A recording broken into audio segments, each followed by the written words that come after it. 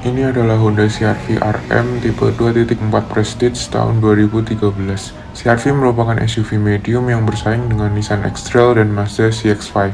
Generasi keempat CR-V ini hadir dengan desain yang agresif dan berbeda dari generasi RE. Untuk ban menggunakan Dunlop Sport Max dengan profil 225/60 R18 dan velg two-tone. Wiper sudah model frameless, tipe Prestige merupakan tipe tertinggi yang mendapat beberapa tambahan aksesoris, namun ubahannya tergolong minim dari tipe 2.4 biasa. Door handle chrome sudah dilengkapi dengan smart entry model sentuh. Interior berwarna coklat dan beige yang terasa polos. Permainan warna tidak semewah di CR-V RE.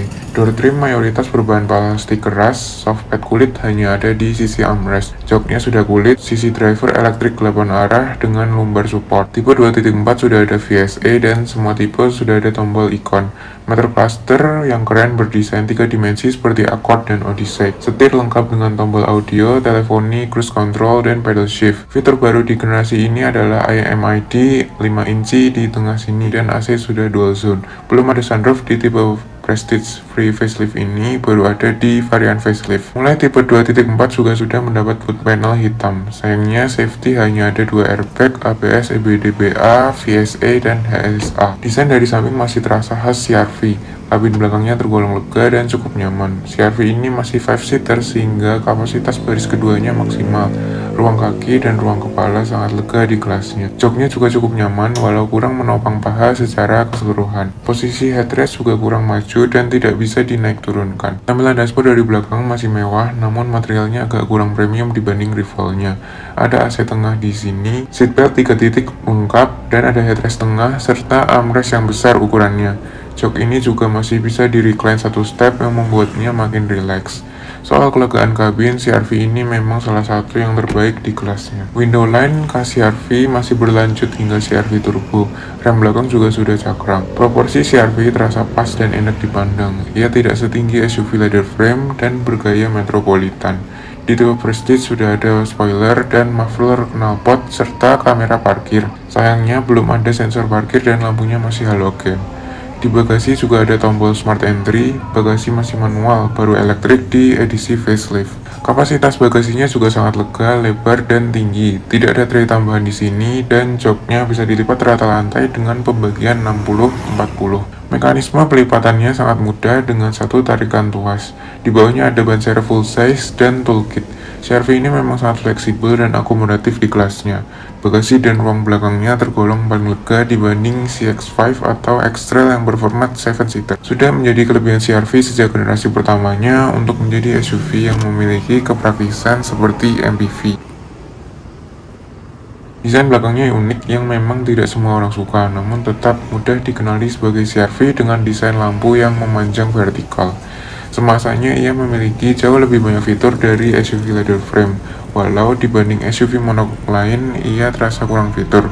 Membawa brand besar Honda, CR-V ini tidak pernah sepi peminat.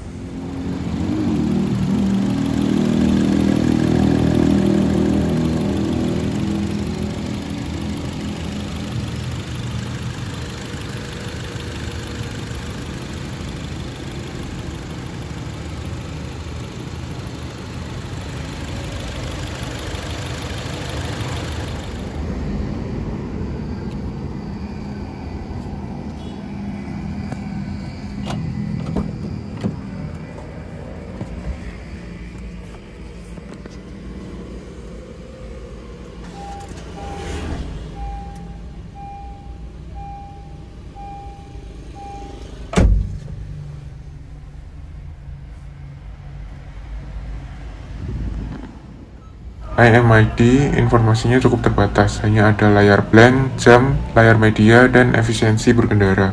Head unit tipe Prestige sudah layar touchscreen, ada Bluetooth, dan navigasi yang tidak dimiliki tipe lain. Ketika masuk ke gigi R, layar head unit otomatis menampilkan gambar dari kamera parkir yang resolusinya biasa saja. Tuas transmisi agak berat dipindahkan namun terasa mantap. Parking brake di kaki yang posisinya pas dan meminimalkan pergerakan badan. Masuk ke D dan mobil berjalan perlahan.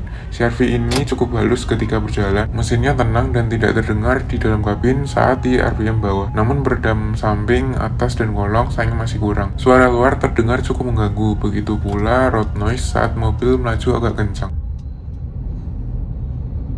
Posisi duduk CR-V terasa commanding di posisi terendahnya, terasa ergonomis dan serba pas dengan pengaturan 8 arah yang lengkap. Setir dekat dengan badan dan lengan bisa bersandar di armrest sehingga sangat nyaman. Joknya juga suportif namun empuk dengan motif kulit berkerut di tipe 2.4 ke atas, membuat joknya ini mirip seperti sofa. Duduk di sini tidak melelahkan untuk perjalanan jauh, mudah sekali untuk mencari posisi yang pas dan rileks di mobil ini. Kaca depannya luas dan dashboardnya tidak terlalu tinggi, cukup mudah dikendarai di jalan sempit. Posisi duduknya tidak setinggi SUV leather frame, masih terasa seperti duduk di dalam mobil, bukan truk. Visibilitasnya lega ke segala arah dengan posisi duduk yang cukup tinggi. Mesin 2.4-nya terasa sekali perbedaannya dibanding mesin 2.0. Tenaganya kuat, responsif, dan effortless. Di varian 2.0, tenaga terasa biasa saja dan cenderung terbatas. Di 2.4, tarikan terasa enteng. Mesin tidak perlu bekerja keras untuk melajukan mobil ini. Tenaganya yang besar memang terasa enak di sini. Namun karakter mesinnya kuat di RPM atas. Di RPM bawah, tetap mengisi namun tidak spesial. Mesin ini harus digeber kas mesin VTEC Honda untuk mendapat tarikan yang menyenangkan, dan otomatis membuat konsumsi BBM-nya cukup boros. Namun, ketika berkendara santai, mesin ini tergolong tidak terlalu boros, berada di kisaran 9 km per liter.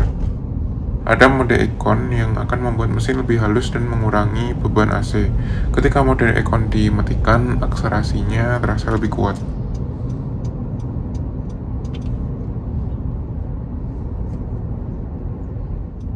Transmisi mobil ini masih 5-speed konvensional dengan Tiptronic atau mode manual.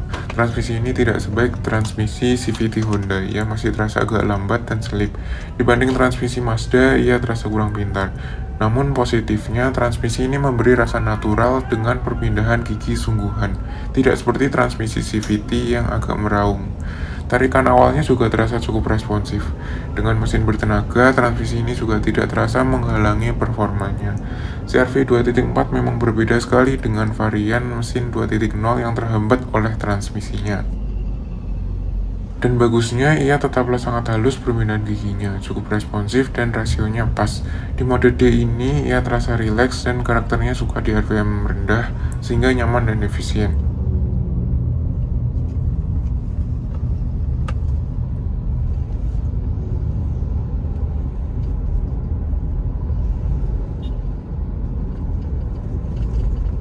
Handling mobil ini tergolong biasa, ia tidak setajam Mazda CX-5, namun jika dibanding SUV leather frame seperti Pajero Sport dan Fortuner, CR-V ini jauh lebih baik. Setirnya berbobot, namun overall masih ringan. Feel-nya padat dan responsif, memberi sedikit feedback permukaan jalan. Rasionya juga kecil sehingga terasa lincah. Bodi mobil terasa cukup stabil walaupun ketika menikung terlalu kencang, tetap ada body roll yang wajar untuk sebuah SUV. Kenyamanan mobil ini juga mediocre, suspensinya tidak terlalu empuk namun masih memberi refinement yang baik, ia terasa lebih empuk dari CR-V RE. Jok belakang secara keempukan juga biasa saja namun memang memberi kelegaan kabin yang baik. Ia memadukan keseimbangan yang pas antara kenyamanan dan kesenangan berkendara. Jika X-Trail nyaman, CX-5 Fun to Drive CR-V ini berada di tengah-tengahnya, masih cocok untuk keluarga maupun berkendara sendiri. Sayang kaki-kakinya tidak terasa solid. Di unit yang sudah berumur ini, kaki-kakinya terasa kasar dan interiornya mulai rattling, walau masih minim, membuat CR-V ini kurang enak untuk melewati jalanan kasar karena terasa berisik dan gedubrakan. Di transmisi ini ada mode S yang akan membuat sistem transmisi menahan RPM lebih tinggi. Perpindahan gigi akan ditahan di RPM lebih tinggi sehingga tarikan semakin responsif dan mobil akan selalu sigap. Ketika berakselerasi, mesin akan lebih meraung sebelum melakukan upshift. Selain itu, efek engine brake juga lebih terasa. Ada mode manual via pedal shift di balik setir. Bisa digunakan untuk engine brake secara instan walau responnya tidak terlalu cepat. Karena masih transmisi konvensional, justru efek downshift ini sangat natural dan lebih terasa engine brake-nya.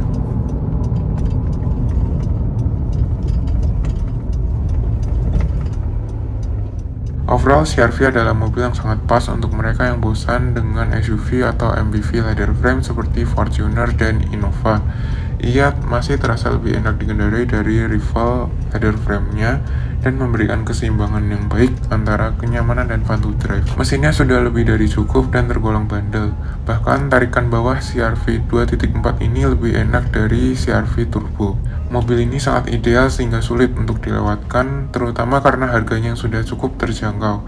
Varian 2.4 tetap lebih menarik karena perbedaan yang cukup signifikan dari 2.0, baik secara rasa berkendara dan fiturnya.